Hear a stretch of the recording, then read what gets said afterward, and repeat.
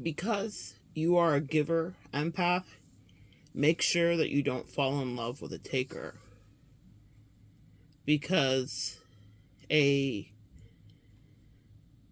taker doesn't have limits, and neither does a giver. So you have to find someone who can really give what needs to be given, even if they can't give at the same level that you are giving. Greetings, guys. Welcome back to my channel. My name is Monette. This is my channel, Evolve with Monette. For those of you that are new here, I'm a professional intuitive empath. It's so good to share energy with you. Come on in. Welcome in. Thank you for inviting me in. If you're guided to work with me, only if you're guided, you can find my information in the description box below. Let's get into it. Empaths, this is a tale as old as time for us, is it not? I was doing my early morning meditations with a new purview on life. And I was thinking about what we give and how much strife our giving can bring. We give until we are empty. We give until our bodies are riddled with autoimmune diseases. We give until our cortisol levels are high and our bellies are distended from stress. We give until we have stubborn fat in pockets and places that we never imagined we would. We give until we're brittle and broken and breaking down. We give for the greater good. We give for the lesser good. We give to the evil ones. We give to the ones we should. We give to the ones we should not. We give to everyone around. But when you're in an interpersonal relationship, a loving relationship, or a friendship, we give to our detriment at times, and then we feel let down. In the last several years, I've gotten to experience what that feels like. What it feels like to be with a giver, and what it feels like to be with takers, too. When I got with the giver, I thought, do we fit?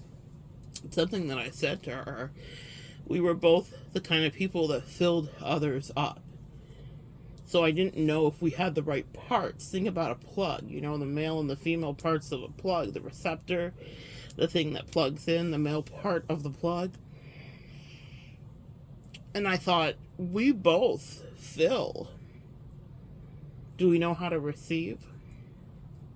And we figured out our dance. Yes, indeed, we did. But it was a question that I had.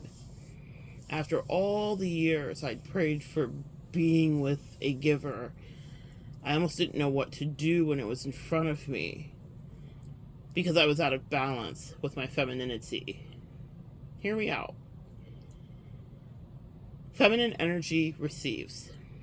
I'm not talking about our red pill, pink pill, black pill, blue pill talking podcast.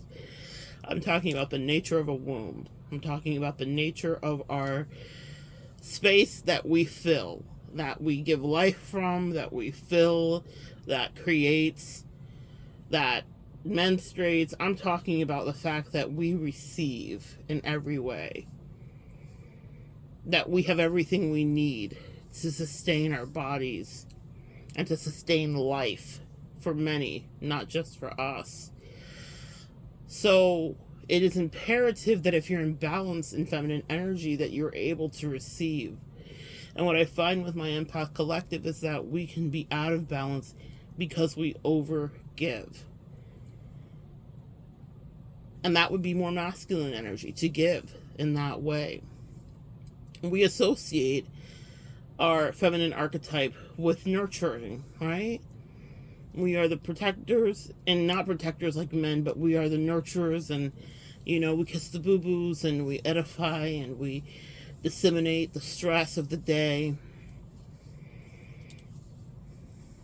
But sometimes we need to stand in place and just receive, whether that's a compliment, whether that's help, whether that's kindness, whether that's love, whether that's all of the above. I also encountered in my journey many takers. The thing about being an empath is narcissists and toxic folks and low vibrational folks will see you a mile away. They know exactly how much they want to take from you because they can see your incredible capacity to give, and they think you're stupid for it.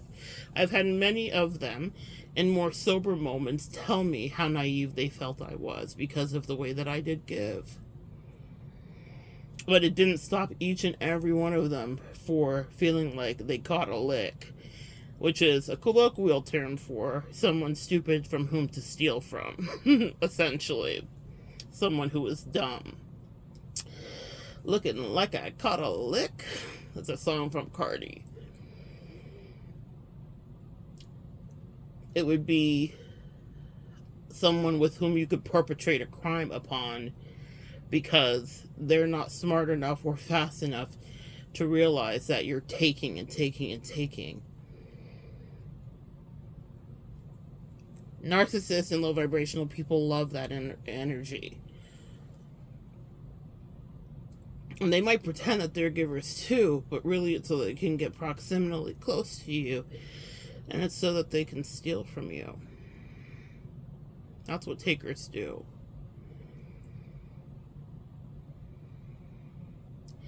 I once had a narcissist tell me when the mask dropped for the first time. Someone that I had met at my job, she befriended me from across the cafeteria. Ever romantic, even though it was a completely platonic relationship. But narcissists will do that. They seek you out first. You never befriended a narcissist. They stalked you first. They paid attention to you first. They sought you out first because they eyed you as someone with whom that you weren't acquainted with your worth. And depending on what stage in your life, you may very well have not been acquainted with your worth. But she saw me from across the cafeteria. She would so romantically and dreamily tell, and when I say romantic, I mean like Jane Austen, Pride and Prejudice, telling of the tale. And she would say, I saw you and you had your little cruet of oil and vinegar, and I thought, who does that? Who brings all that to lunch? Narcissists are clocking you and they don't like you from the first second they see you because to whatever degree they want to be you. And the thing about this narcissist specifically is she had her own panache and style. She was incredibly stylish, but was beguiled by my oil and vinegar cruet, which was so interesting. It's because we can be individualistic empaths, but what she saw in me was someone with whom she could do the taking. She quickly befriended me, and then it was the woe is me stories. Then it was the I'm being abused at the place that I'm at. I need someone to save me and rescue me. Well, donning my cape. What did I do? Young and naive in my 20s. You could live with me, boo.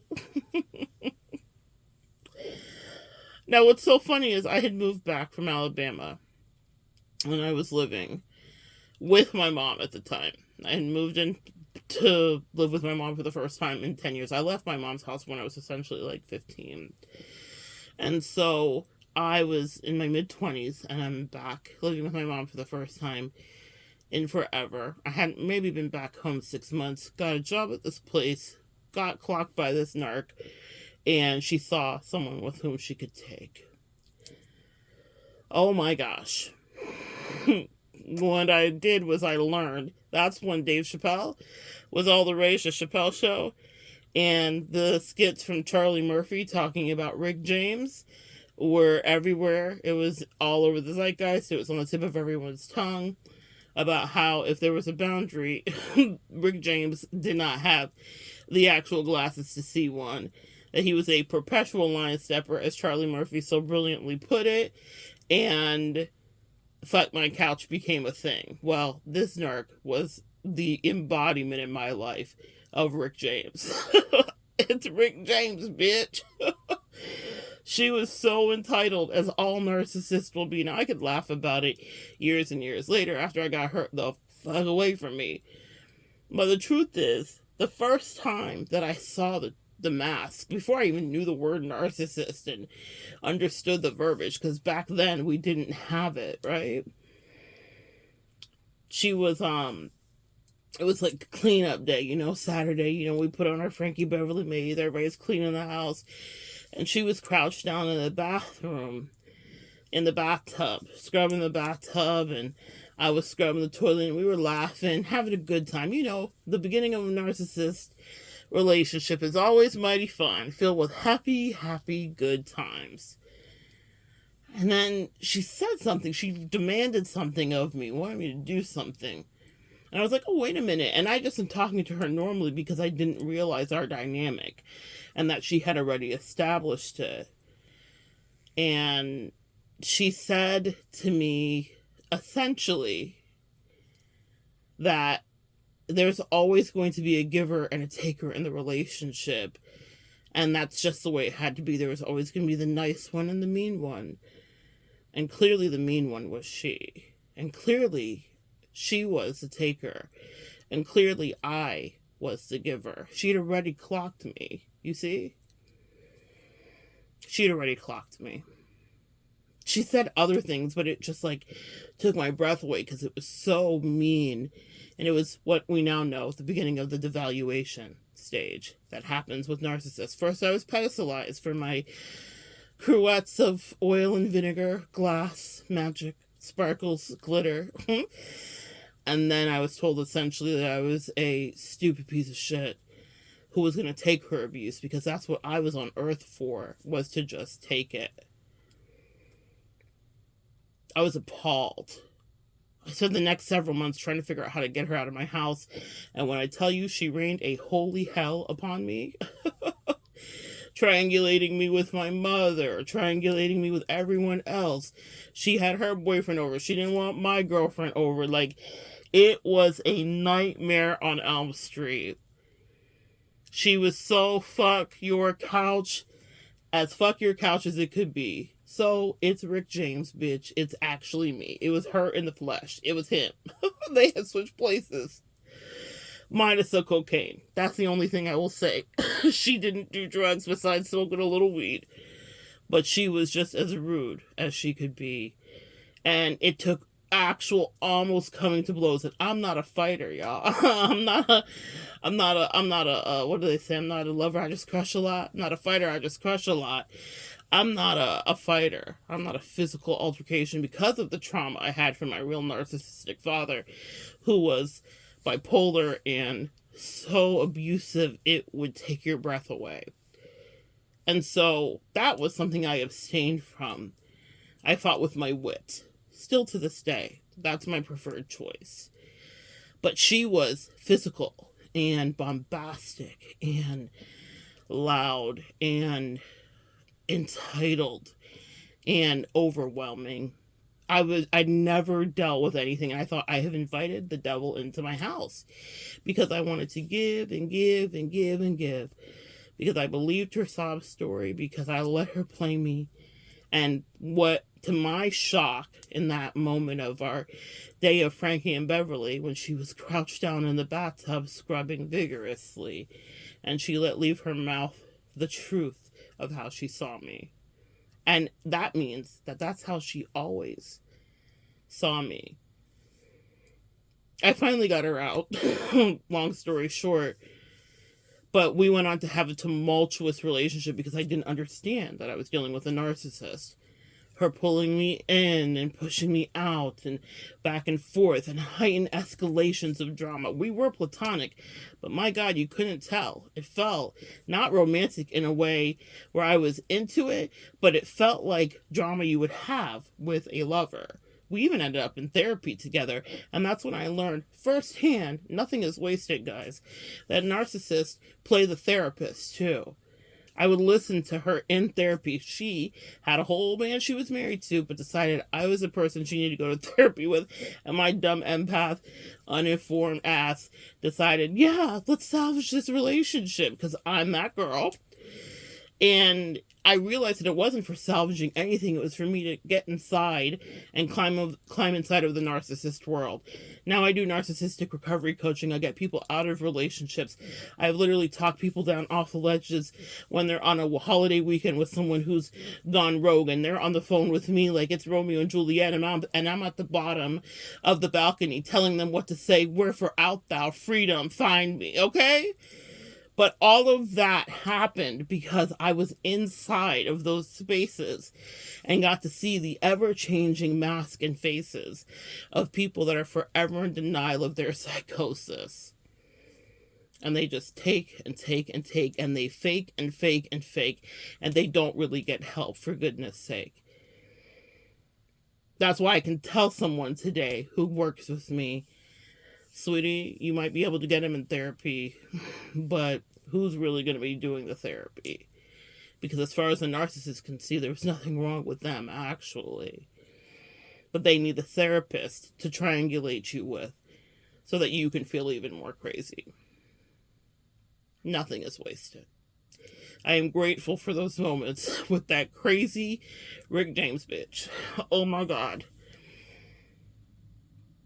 I am grateful for all of the back and forth because I learned so much. I learned about Hoovers, and she would come to my job and create havoc and chaos and then send me flowers and apologize. She was straight as a board.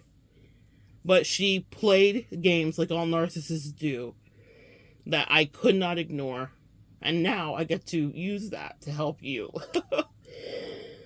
But that taker, giver, mean person, good person, her purview of the world, as myopic and small and close-minded as it was the truth of how narcissists see things.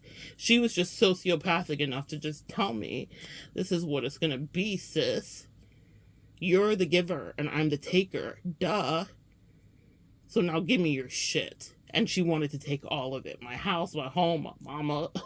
She wanted me to lose my sexual privileges in my own relationship as a grown person while she kept it. I was like, I know I'm not in the house where you can be fucking on your man and my girlfriend can't be here because you have played all these mind games. It was incredible. It was an incredible tour de force of crazy. But she told me, and when people tell you who they are and what they're about, believe them. What does Maya say?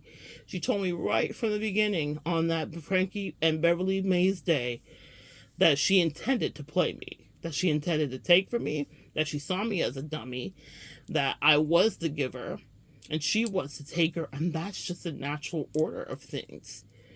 Duh. When I've been in other relationships in my life, with people that I could see could not get right. We'll call them can't get right. And I realized that they were takers. It's different now. I'm not a naive 20-something-year-old, and it's not my first go-around. Now, that wasn't my first go-around with a narcissist. It was my first time really starting to understand, and Eckhart Tolle was around, and Pain Body, and all these things were matriculating into my consciousness, so I was starting to understand. She liked the fighting. She liked pulling from my energy. She liked getting me outside of myself, and to the point, and to the edge, and to the breaking point. She loved seeing me there, and it wasn't just me. She did it with everyone that was in her atmosphere. But it was my first time getting to learn what was happening. Not everyone you see or date or you're friends with will be, quote-unquote, a narcissist. But there are a lot of people that do see the world exactly the way she did. I take, you give. Simple. And they size you up, and they may be sweet, but really it's so that they can knock you off your feet, so that they can make a hasty retreat while they run away with whatever they did thief.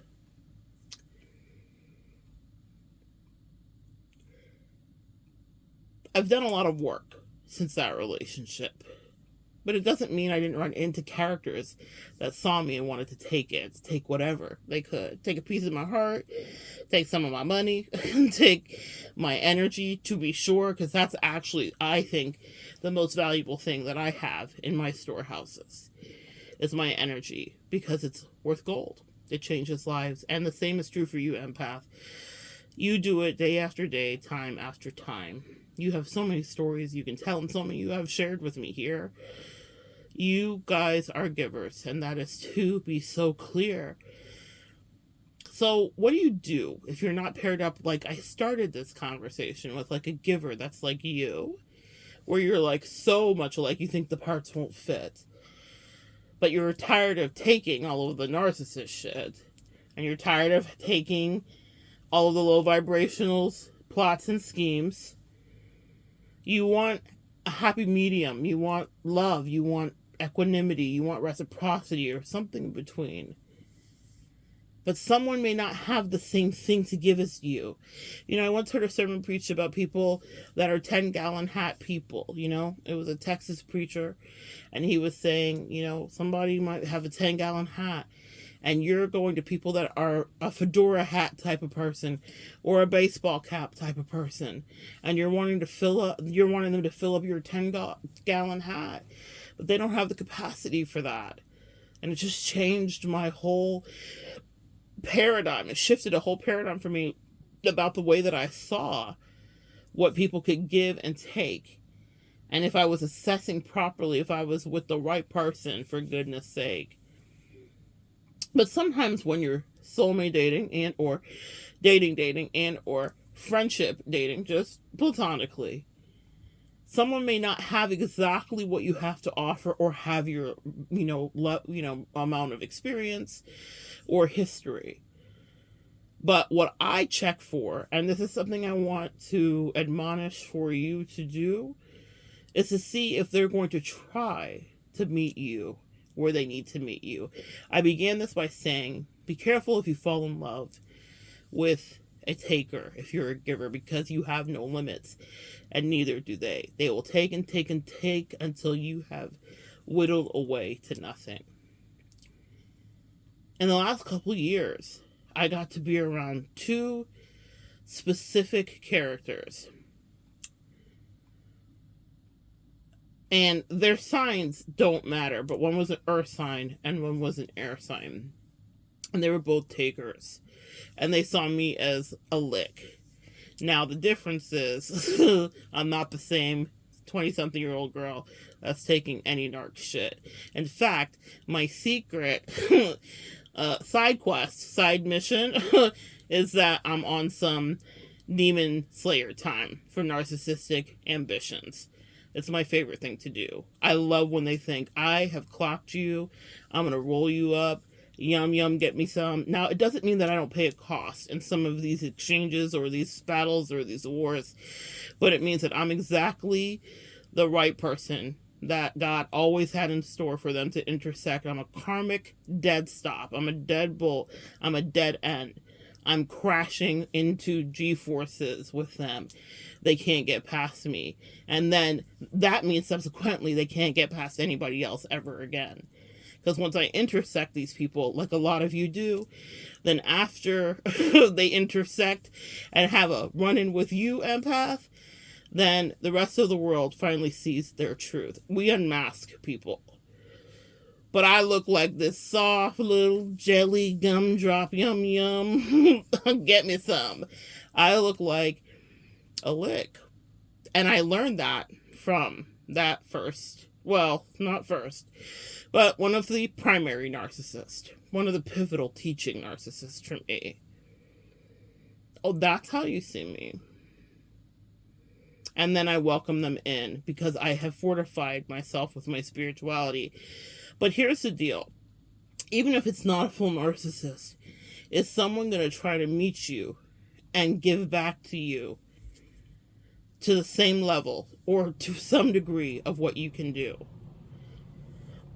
I soulmate dated someone that was not financially necessarily on the same level of me, but what she didn't realize is that I could have cared less. She was avaricious and greedy in that way and obsessed with all of that. I'm not. You know, I've told stories here before of my husband trying to tell me to stay on the line so that I could, when I was freelancing on psychic lines, so that I could make more money. I could care less. Meaning, if I'm not connecting with the client properly and I wasn't being of service to them, I wasn't going to milk them. I abhor that. I hate trifling ass spiritualists that are charging ridiculous amounts and like $7,000 and this and that, and those psychics that you see that like ran up a whole, they saw a lick. They're the narcissist, really. And they're like bilking old ladies out of their life savings. Like, I am disgusted by that. I have clients that are wealthy, wealthy, wealthy, and just today I sent a Venmo, and I could have rounded up the dollars because some of my clients really are like, I don't care, and they tip me well and whatever. But what I sent was exactly whatever. And I have about 8 clients that specifically prefer to pay me in angel numbers. So even though my fees are angel numbers, if we do multiple sessions in different configurations, I prorate the time, right? So it may not always end up at a perfect, this, and this. And I had sent a Venmo request to one of them. And she was like, hey, why didn't you round it up to the angel number? And I said, because that's not really what we did. That's who I am. Really. I'm not just saying that. It bothers me. It would bother me so much for me to round it up and then her be like, hey, shouldn't it be $2 or $3 less? I will never be in that predicament.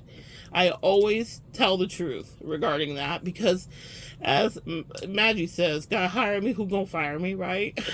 So if God's hired me, I'm always provided for. So you don't have to trick people out of things to get more. But narcissists and low vibrational people and people that are steeped in their poverty consciousness think you do.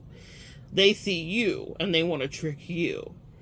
And so I dated this person of whom I wasn't equally yoked, but it didn't matter to me. It mattered to me far less than I think she might have realized that it mattered to me. I could give a fuck about what she had.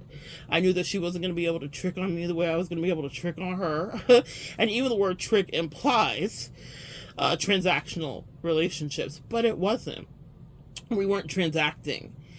But what I realized is that she was far more greedy than I could have even imagined. And that's why this saying that I started the message with today came in handy, and it came into play regarding how I dealt with the situation from day to day. My angel said, we sent you in and dispatched you into her as an earth angel because she is so obsessed with finances and money and having more and making more and getting more and what's in store for her and how hard should she work and this and that. She had this just really strongly entrenched. And she would say to me often, like, I'm not used to luxury or whatever like this, and I appreciate being around you. This is in the beginning of the narc take, right? Of the low vibrational hustle. But I appreciate being around you because it's opening me up to even the energy flow of this vibration. And I was like, oh, that's wonderful. But I had my good eye on her because my angel said, she's on some fugazi shit. Pay attention, my good sis. And so I did. But they said what we did was we sent you in because if she could have gotten past her greed and trying to hustle and play with you, we were going to allow you to bless her. Not you financially bless her, but put tools in her hand, spiritually, metaphysically. They showed me the whole plan. I never said it to her because she had to pass tests first. And sometimes the universe makes you just pass the test. And the test really is connected back to your worth. We will behave according to how we think we deserve something. Message. And in the beginning of us connecting, I said something to her, which I've never said to anybody that I've dated, soulmate or otherwise. I said, you will decide how this goes, because my angels had already showed me how it was going to play out. And even when I said it and it left my mouth, I thought, God, that was kind of bold. Like, I don't usually say stuff like that. I usually am a little bit more subtle and let things play out a little bit more. But right at the beginning, for the first second, I was like, hey, this is how I feel. How do you feel? She's like, no, I feel the same way. Let's see what we're going to do. Mutual attraction, check, check. From that second that I said it, I said, listen, you're going to decide whether you want to sabotage this or not. whether you think you deserve this or not. And I know she might have been like, who is this bitch talking ish? This bitch knew what she was talking about. Sometimes we will sabotage something because we're only used to a certain thing. There have been so many clients that I counseled. One that stands out to my mind, a man who was in love with a woman who was a barfly and a bartender at first, and he wasn't even a drinker. Oh man, be careful of who you get involved with because of the karmic swap in destiny that can happen. But he started to like be at the bar to pay attention to her, and then they started dating, and she allowed him around her kids, and then she started to use him because there are takers and givers, right? She saw him as a lick. She saw his availability, his soft heart for her, the way he cared about her, and she started to use him to babysit. The kids loved him. But you can see that this woman didn't prioritize her life or her kids' life, because I don't care how good of a guy he was, and he was my client, he was a good guy. Just as a woman, are we leaving our kids with a guy that we don't necessarily like, but we're going to go on a date with someone else when we know this guy is trying to date us, and we have dated the guy? Meaning it wasn't like she had totally friend-zoned him. She was playing games with him. She saw him as someone to take from. And he was so in love with her. And he would call me in tears. And eventually what happened is he was so spun out and so addicted to her energy, and he had given and given, and he was wealthy. Ironically, he owned a business. He was wealthy, and he was out in the Midwest, Colorado or something, and he was very wealthy. Wow. And what happened is she like destiny swapped with him. He took on her karma. Even if it's not a full destiny swap, he took on her karma because he wouldn't leave her alone. And sometimes our angels will get sick of us being with someone that means us no well, and they will drive the point home. And he who was not even a drinker, this man didn't even drink, ended up with a DUI. Because he was swerving and beside himself and crying at the wheel because she was picking some stupid, drunk, ridiculous piece of ish, real talk, over him. And he couldn't deal. And he got too drunk and ended up having to go through this whole drama in order to try to save his business, because I think his business involved driving or trucking to some degree. It was locally, but he was like, he had some kind of business with that and construction. I don't know. But the point is this. It was a hell of a road that we went on for the next year and a half as he got to reclaim things and had to go to classes and had to catch rides, all because he allowed a taker to bleed him dry. Literally took everything, every ounce of dignity, everything. The DUI is not that girl's fault. He made those choices. He got behind the wheel. So please understand, I'm not putting the responsibility onto her. But I do understand how things pan out because I watched it. This was, when I say a good guy, salt of the earth, sweetheart. But he fell in love with someone who he was convinced was his twin flame. That's why I say that shit's so toxic. And he wouldn't release it, even though I was trying to counsel him through it. But she had just clocked him as a giver. And so she said, in the pecking order of things, I shall take. And so she did. And it cost him almost his livelihood, let alone his sanity. You have to see if someone can't meet you. And I asked him that. I said, well, she's not of your socioeconomic standing, and I could care less about that. And I knew that this guy was a good guy. He could care less too. He's like, yeah, but there's just, she's such a good girl, and I just want to give her a good life. He helped her get a home. The way that he just bled out for her, now, which is fine, because he had it to do. That didn't hurt him financially. What hurt him and what hurt me for him was the emotional bleeding that he did for her until he was empty. How it ruined his life almost. He reclaimed his life, he reclaimed his time, and he got back out of the demon time. God bless him, but it took him a minute. That was a painful client interaction to work through. We worked together for 3 years until finally he got healthy and met someone. That's one of my favorite stories, and has a beautiful relationship with someone, and now he doesn't need me, and that's the best feeling for me.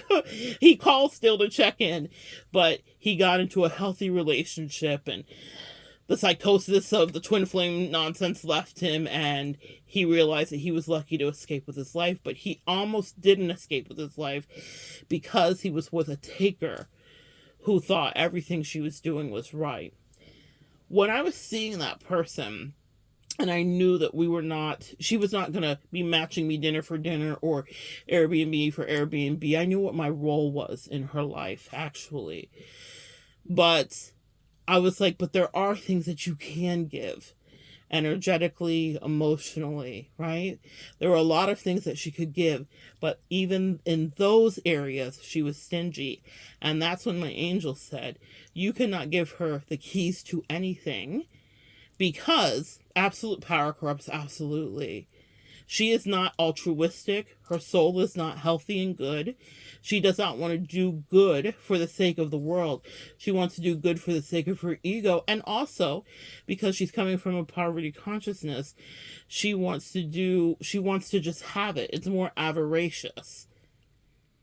If she were in the position where she had a husband saying to her, stay on the line longer, honey, and milk the clients, right?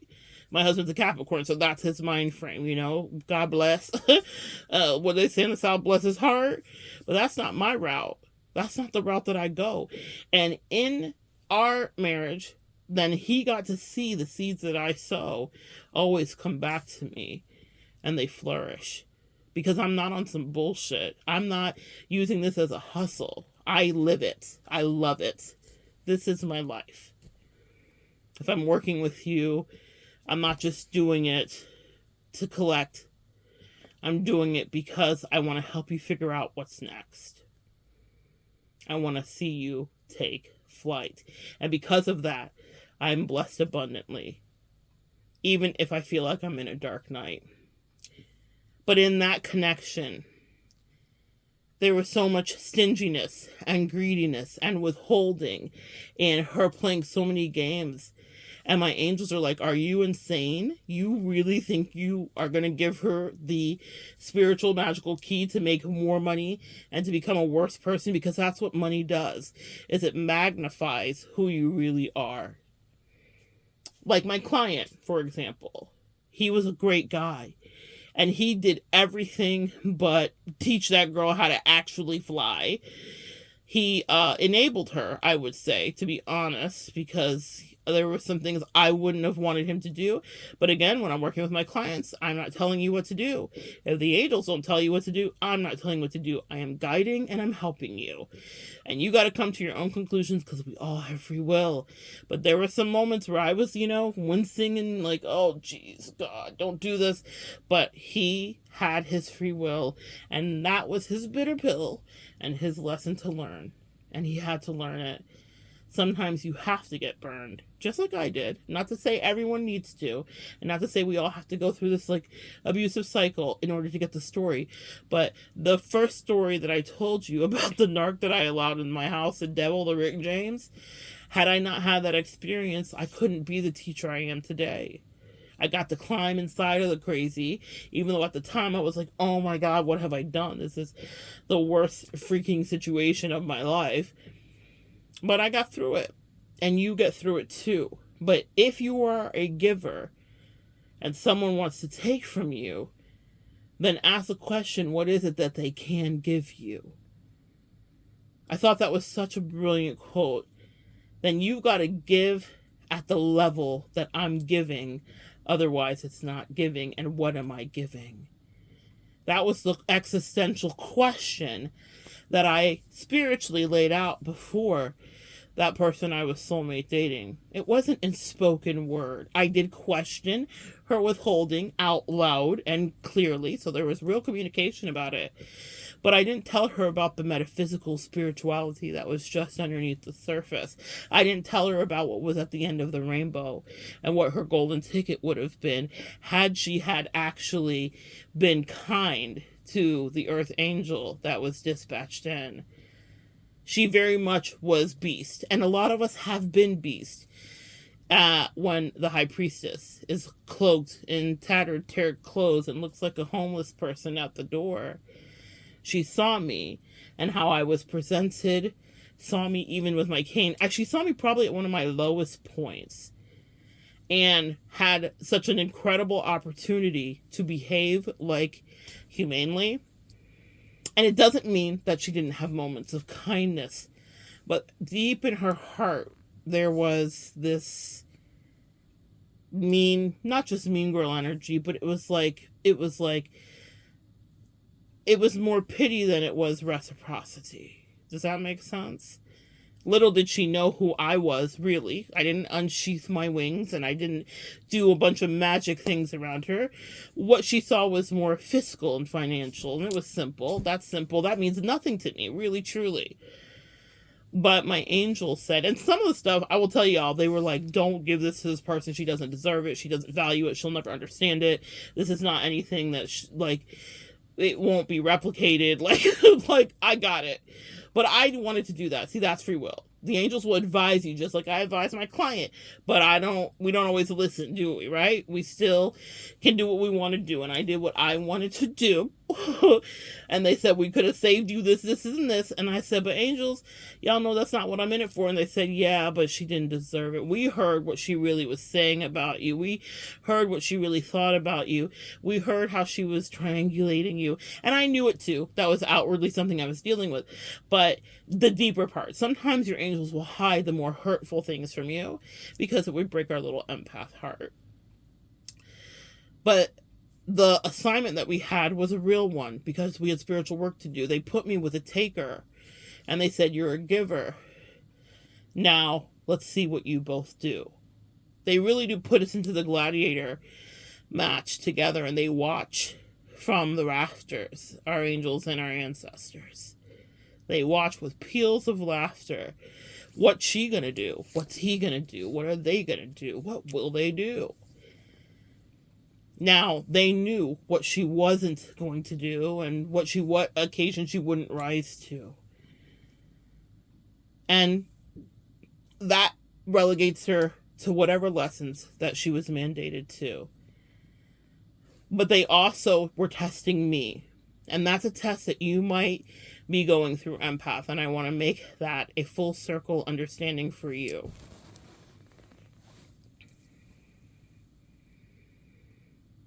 They were seeing how much would I give.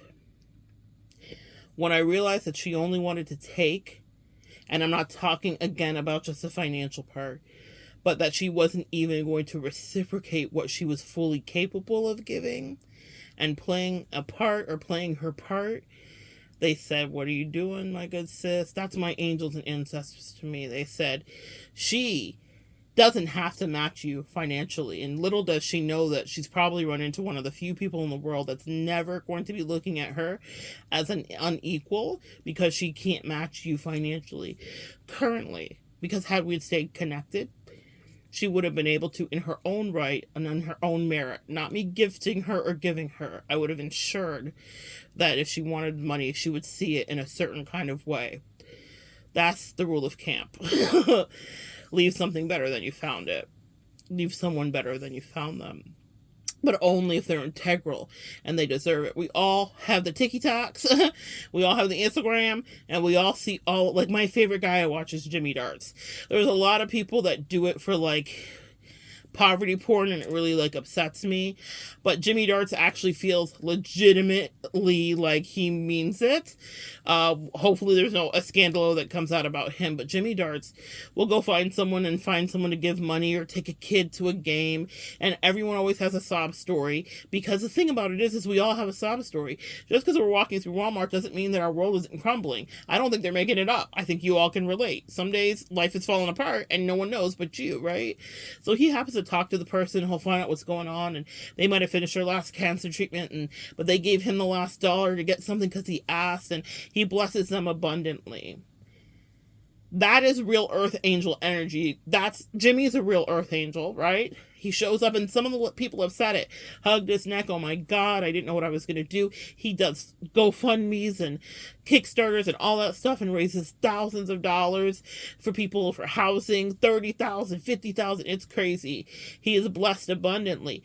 But that's real earth angel behavior and action. But you see, the free will happens there because those people sometimes don't even have it to give.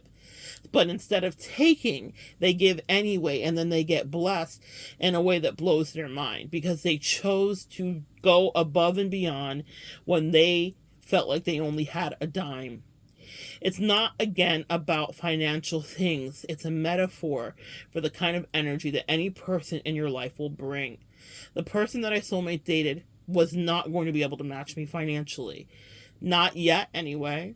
But had she had behaved like humanely, then there were a lot of tools that I was equipped and it would have been sanctioned from my angels to put in her hand. But beyond the financial thing, they said, we want to just see. We want to see if she understands that playing in your face and treating you in any kind of way like you're the tattered old lady or the homeless old lady by the door instead of the high priestess that you are inside, and not knowing what you had in store. We wanted to test her heart. It's like the high priestess would be the archetype for Jimmy Darts, if that makes sense. Sometimes he looks like just a sad old kid outside, or not old kid, but he's an adult. But he has a affectation about him that's very almost innocent. But he's like, oh, I just have $1. I was wondering if he puts on the voice and the whole thing. Could I just have a donut and whatever? And then he blesses a small business because they don't just give it to him begrudgingly.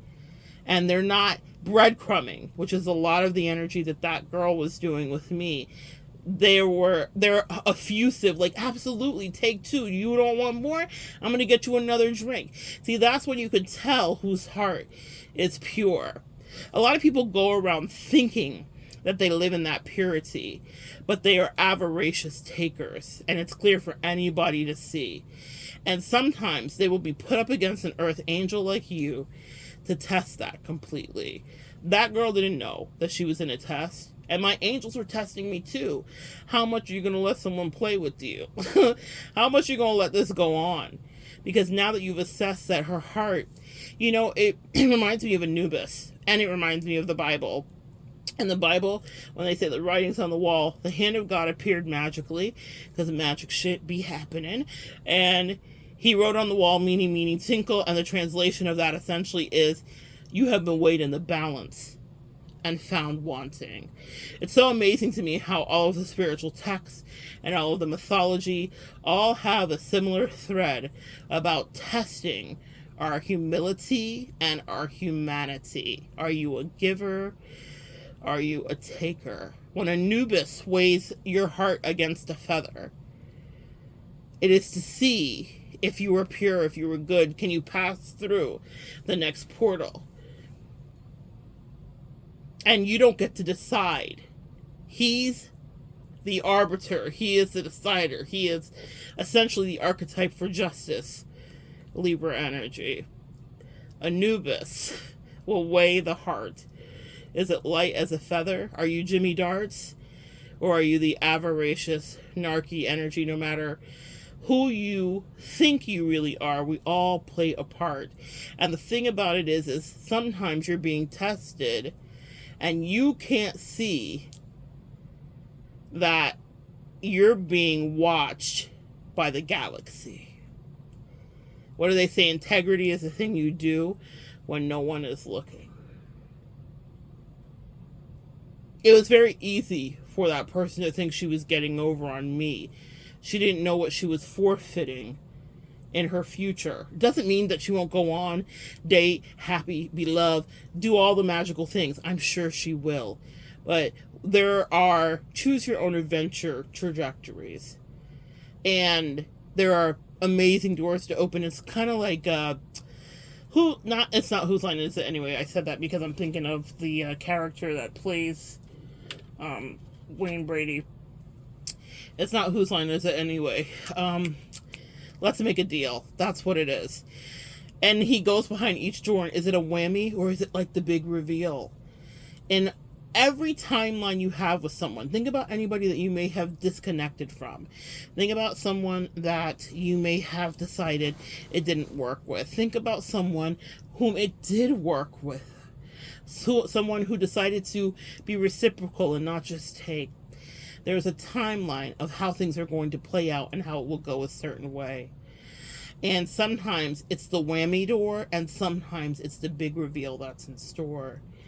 When you are the high priestess by the door, the archetype, when you are Jimmy Darts and you are the earth angel dispatched into someone's life, you might be in the midst of the test and be like, I don't feel like this is a test at all. I actually feel quite disempowered. I actually feel like this isn't fair. I actually feel like I am never going to make it out of here. But you were their litmus test, empath and earth angel. You were the person there to say, you know what, your whole life, it's very much like the Ghost of Christmas Past. It's very much on some Scrooge type shit. Their whole life, they might have been an unapologetic taker, greedy and avaricious and grubby and low vibrational and poverty consciousness stricken. And God loves us all. This is I already have my nativity up, so I'm looking at Jesus right now. For God so loved the world that he gave his only son, okay? That whosoever believeth in him shall not perish but have everlasting life, John 3:16. What I want you to understand is we are that scripture. If we are the body, why aren't our arms reaching? You are that scripture. You are the embodiment of that scripture. Sometimes you come into people's life and you are the archetype of the Son of God. You are not Jesus the King. You are the archetype. We are an extension of the Godhead. We are a holy vibration, and we are offering whatever kind of blessing that we come imbued with. And each one of us have the ability to bless, including the takers, ironically. But because of the way that they see the world so desperately, so myopically, so small, so tiny, so limited, they think they can't afford to give whatever they can afford to give. And again, it's not about them being equally yoked and matched with you if it's about financially. It's about them giving what they can give and giving it freely.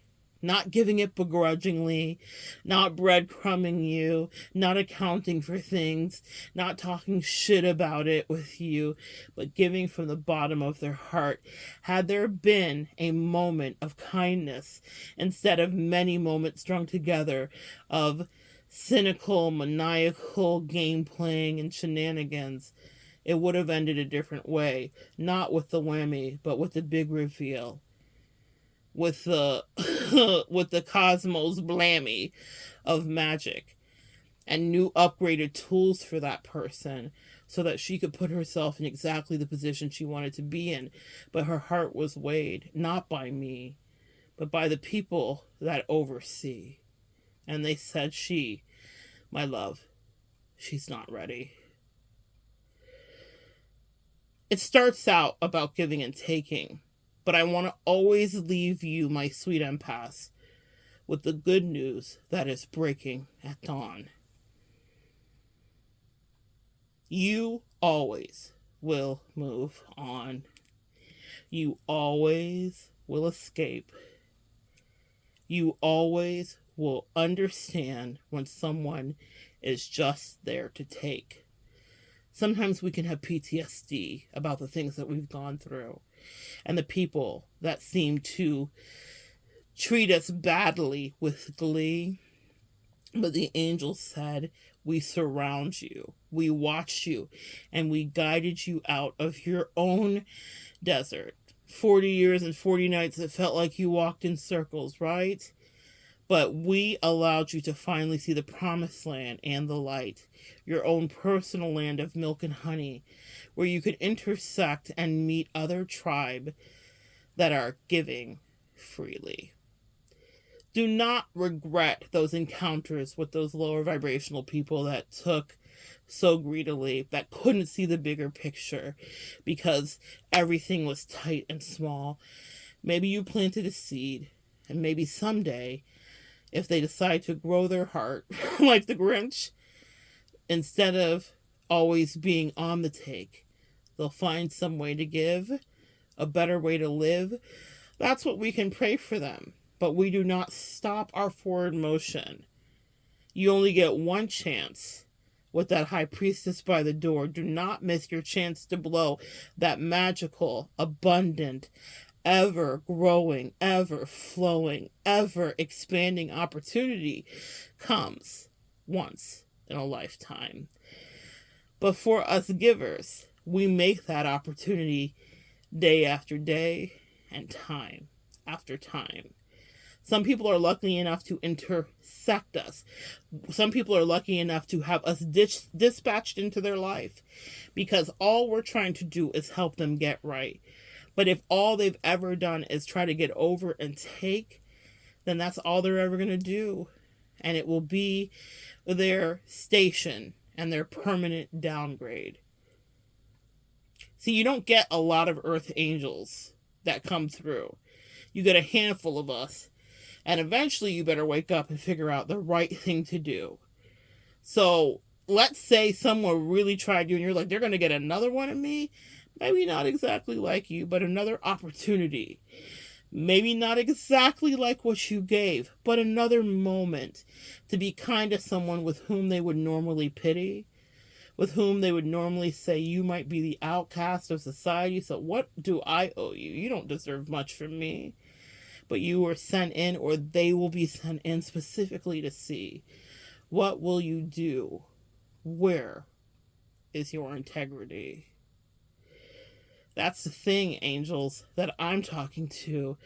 I never have to ask those questions of you. You have been tested and proven in the fire. You have been purified like gold. The impurities have been burnt out of your soul because of those situations.